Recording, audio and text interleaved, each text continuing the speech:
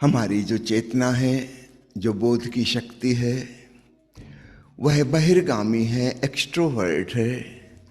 अगर वह लौट आए स्वयं की तरफ, दिशा पलट जाए, तो खुद के होने का एहसास होने लगता है। ऐसे समझें कि अंधेरे में हमारे पास एक टार्च है, तो टार्च की रोशनी जिस ऑब्जेक्ट पर पड़ेगी, जिस वस्तु पर पड़ेगी, वह हिस्सा नजर आएगा, टार्च के पीछे वाला हिस्सा अंधेरे में हो जाएगा। अगर हम टार्च को पलट दें तो दूसरा हिस्सा रोशन हो जाएगा। ऐसे ही हमारी कॉन्शियसनेस, हमारी चेतना है, सामान्यतः वह हमारी इंद्रियों के माध्यम से बाहर जगत पर, वस्तुओं पर, व्यक्तियों पर, घटनाओं पर पड़ रही है। तो वही हमें सब पता चलता है कि ये हो रहा है। अपने होने का एहसास नहीं होता। पुरानी कहावत है ना, दिया तले अंधेरा, कुछ वैसी हमारी स्थिति है। अगर यह दिशा पलट जाए तो हम स्वयं रोशन हो जाएंगे, हमारा होना प्रकाशित हो जाएगा और अपने होने का एहसास होगा। तो आत्मबोध शिविर में, सेल्फ रियलाइजेशन रिट्रीट में भांति भांति से हम अलग अलग विधियों से अपनी तरफ मुड़ने का प्रयास करेंगे। तो इस मूल सूत्र को पकड़ लीजिएगा। दूसरी बात, जब हम अपने भीतर जाते हैं तो वहाँ जो अनुभव हमें होता है वह अपने ही होने का अनुभव है। इससे एक आइडेंटिफिकेशन बनाना होगा, क्योंकि सालों सालों से और जन्मों जन्मों से हम बाहर की चीजों के साथ इतने ज्यादा आइडेंटिफाइड हो गए, हमारा तादात्म्य बैठ गया, हम उसको अपना होना समझने लगे। तो जब पहली पहली बार हम ध्यान में डूबते हैं, अपने भीतर जाते हैं, तो जो अनुभव में आता है, हमको ऐसा नहीं लगता कि ये मैं हूं। इस बात पे थोड़ा गौर कीजिएगा। हम हिप्नोटाइज्ड हो गए हैं बाहर की चीजों से, उसी को हम अपना होना मानते थे। अचानक भीतर जाते हैं लंबे अरसे बाद, तो जो हमारा वास्तविक स्वरूप है वो एकदम से हमें ऐसा नहीं लगेगा कि यह मेरा स्वरूप है। तो वहां अद्वैत की भावना को साधना है। सद्गुरु ओशो ने अलग अलग शब्दावली में उस अनुभूति की चर्चा की है। तो यहाँ हम जो प्रवचन सुनेंगे वे मुख्य रूप से अद्वैत के ऊपर हैं, अर्थात जिसे मैं जान रहा हूं और जो जानने वाला है वो एक ही है, दो नहीं है। कहीं ओशो ने अभेद शब्द का इस्तेमाल किया है। इन दोनों में कोई अंतर नहीं है, कोई भेद नहीं है। कहीं पर अनन्यता शब्द का उपयोग किया गया है। अनन्यता अर्थात कोई अन्य नहीं है, यह मैं ही हूं। एक छोटी सी कहानी रामकृष्ण परमहंस अक्सर कहा करते थे, उसके माध्यम से यह बात आपको बड़ी आसानी से समझ में आ जाएगी। नमक का एक पुतला, या समझो बर्फ का पुतला, कहीं जंगल में भटक गया था। वो बड़ा दुखी और चिंतित रहता था। किसी ने उससे कहा कि तुम्हारा मूल उद्गम और तुम्हारा लक्ष्य सागर है, तुम सागर से ही जन्मे और अंततः तुम सागर ही हो। अभी भी मौलिक रूप से सागर ही तुम्हारा लक्ष्य है। वह सागर की खोज में निकला। लंबी यात्रा के पश्चात आखिर एक दिन पहुंच गया सागर के किनारे। किसी ने बताया कि यही है सागर, लेकिन उसको लगता मैं तो अलग हूं, सागर तो अलग है, हम में तो बड़ा भेद है। मैं एक पुतला हूं, ये लहराता विशाल जल भंडार, ये और मैं एक कैसे हो सकते हैं। फिर किसी ने उससे कहा कि ऐसे नहीं, तुम सागर में छलांग लगा जाओ, कूद जाओ। उसने कहा इससे क्या होगा, मैं तो तब भी मैं ही रहूंगा। कि नहीं, थोड़ी देर तक तुम्हें लगेगा कि तुम अलग हो, धीरे धीरे बर्फ पिघलने लगेगी, नमक घुलने लगेगी। जैसे जैसे गहराई में जाने लगोगे तुम बचोगे ही नहीं, सागर ही बचेगा। या ऐसा कह लो कि मैं ही सागर हो जाऊंगा, विराट हो जाऊंगा। उस पुतले ने वैसा ही किया। थोड़ी देर तक तो उसको लगता रहा कि मैं अलग थलग हूं, सागर अलग है, लेकिन घुलते घुलते पिघलते पिघलते एक क्षण आया, वो जिसे अपना होना समझता था, पुतले का रंग रूप, वह विलीन हो गया और उसका वास्तविक स्वरूप प्रकट हो गया। जब कोई ऋषि कहता है अहम ब्रह्मास्मि, मैं सागर ही हूं, यह भाव उसमें है। और जब बुद्ध कहते हैं तुम हो ही नहीं, देयर इज नो सेल्फ, अर्थात वो रूपरेखा, पुतले की आकृति वो नहीं है। तो दोनों ढंगों से हम कह सकते हैं उस परम अनुभव को, मैं नहीं हूं यह भी ठीक है और ब्रह्म ही है यह भी ठीक है। दोनों बातें ठीक हैं। उपनिषद के ऋषि में और भगवान बुद्ध के वचन में जरा भी कुछ विरोध नहीं है। एक ही चीज को दो अलग अलग पक्षों से कह रहे हैं। तो मजे की बात है, सेल्फ रियलाइजेशन रिट्रीट में, आत्मज्ञान में, खोज में अंततः हम पाएंगे कि आत्मा है ही नहीं। Self realisation means realisation that there is no self. सुनने में बड़ा अटपटा लगेगा। हम चले हैं आत्मज्ञान की खोज में और अंततः पता चलेगा आत्मा है ही नहीं।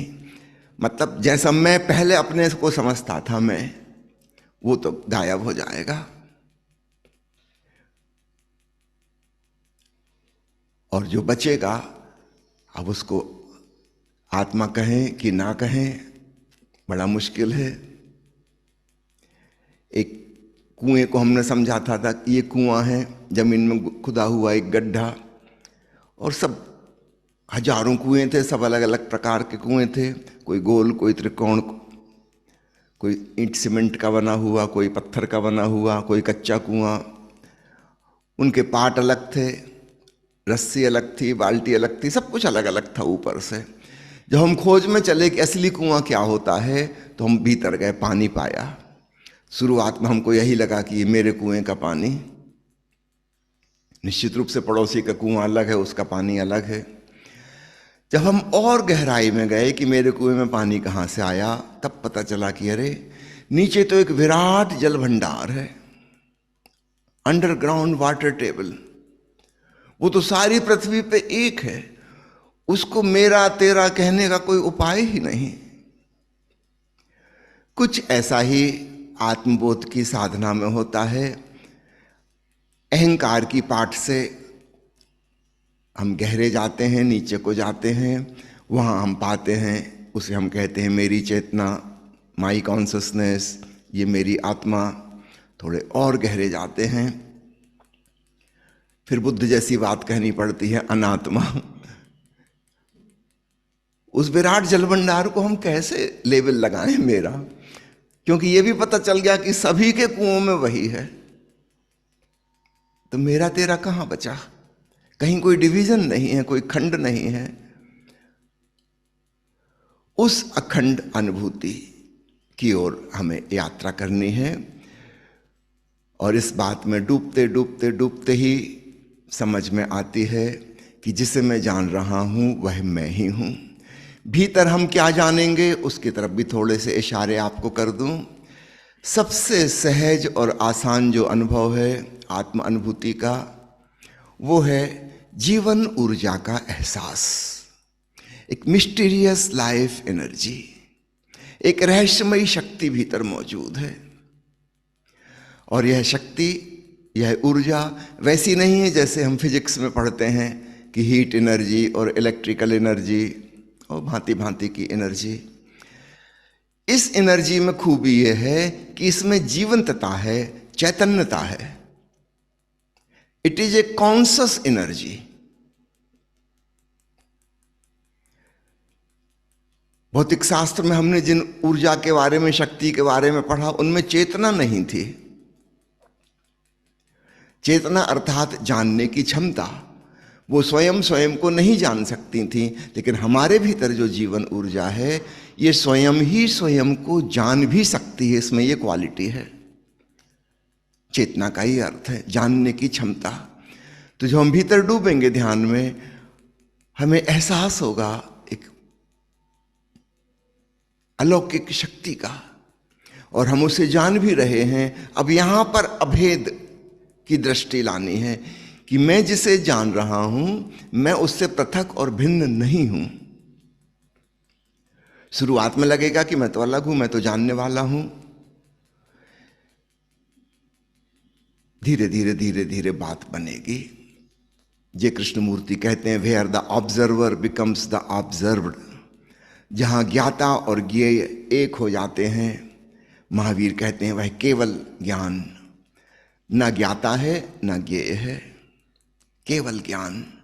तो वह केवल ज्ञान जीवन ऊर्जा का एहसास। फिर इस जीवन ऊर्जा के प्रकट होने के कई ढंग हैं। जैसे बाहर के उदाहरण से हम समझें विद्युत ऊर्जा है, उसके प्रकट होने के कई ढंग हैं। मैं अभी माइक पे बोल रहा हूं, वही विद्युत ऊर्जा ध्वनि में कन्वर्ट हो गई। बल्ब जल रहा है बिजली का, वही विद्युत ऊर्जा प्रकाश में कन्वर्ट हो गई। वही विद्युत ऊर्जा एक्सरे में कन्वर्ट हो जाती है। वही विद्युत ऊर्जा पंखा चल रहा है, मैकेनिकल एनर्जी में कन्वर्ट हो गई। वही विद्युत ऊर्जा फ्रिज में ठंडक बन गई। वही विद्युत ऊर्जा गीजर में गर्मी बन गई। एक ही विद्युत ऊर्जा भांति भांति के उसके प्रकाशन, उसके प्रगटीकरण। ठीक ऐसे ही हमारे भीतर जो रहस्यमयी जीवन ऊर्जा है चैतन्य की, उसके प्रकट होने के भी कई ढंग हैं। मुख्य रूप से वह ओंकार की ध्वनि के रूप में सुनाई देती है। वह आंतरिक प्रकाश के रूप में दिखाई देती है। हम उसे सुन भी सकते हैं, देख भी सकते हैं, और आनंद के रूप में महसूस होती है। इसलिए ऋषियों ने उसको सच्चिदानंद कहा। वह सत्य भी है, वह चैतन्य भी है, और वह आनंद भी है।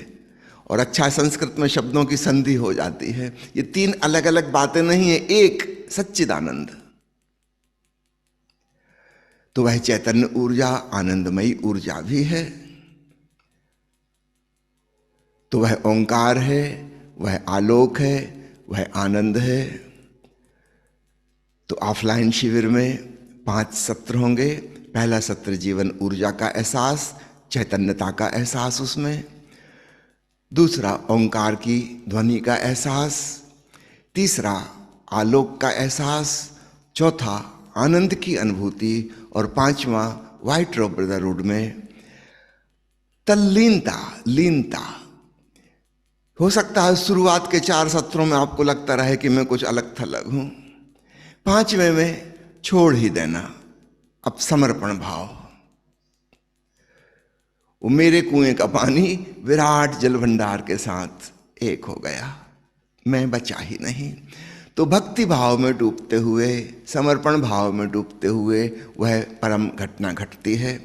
कभी कभी ध्यानी अटक जाते हैं। कहाँ अटक जाते हैं?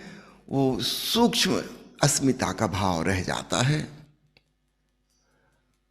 उस परम चैतन्य में भी लगता है कि मैं हूं।